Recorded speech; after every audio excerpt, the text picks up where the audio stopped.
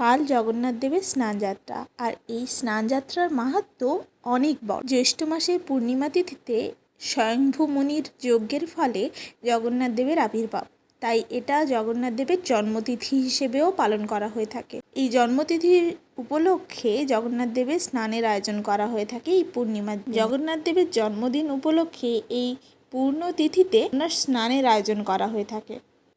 আর এই উৎসবটি পালিত হয়ে থাকে রথের ঠিক 15 দিন আগে। প্রতি বছর দেব স্নান পূর্ণিমা তিথিতেই এই রীতি পালন হয়ে থাকে। জ্যৈষ্ঠের পূর্ণিমা তিথিতে এই স্নানযাত্রা হয় বলে একে স্নানা পূর্ণিমা বা দেব স্নান পূর্ণিমা বলেও পরিচিত। কথিত আছে যে এই স্নানের পর অঙ্গরাগবিহীন মূর্তি যেন কেউ দর্শন না করে, তাই স্নানের ঠিক 15 দিন পুরীর জগন্নাথ মন্দির বন্ধই থাকে।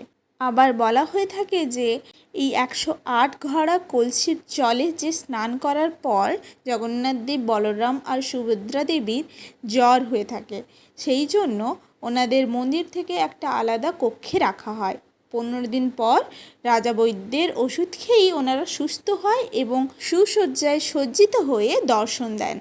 তখন এই উৎসবকে বলা হয় নেত্রোৎসব বা নবযৌবন উৎসব।